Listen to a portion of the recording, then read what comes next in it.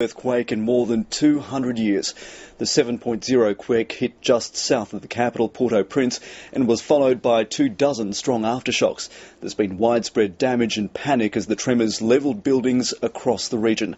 Hundreds of people are feared dead, and the Australian government is urgently trying to contact a small number of Australians who may be in Haiti.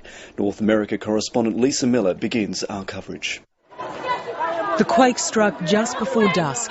Its power shook the densely populated capital, Port-au-Prince, to its core. The shaking was severe, and it went on for what I thought was quite a long time, but I guess it was about 15-20 seconds.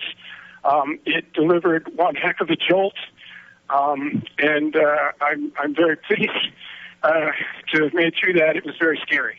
Shoddy construction in this impoverished nation meant buildings toppled to the ground. A hospital was flattened. Even the presidential palace couldn't withstand the force. What we're hearing now is quite a mixture of sounds. Some of it is obviously the distress and concern and grief of people, mixed with cheering, where obviously people are being pulled out of the rubble and saved. The UN says it can't account for many of its staff after its mission headquarters were destroyed. Phone lines were disrupted, making it hard to learn the severity of the situation.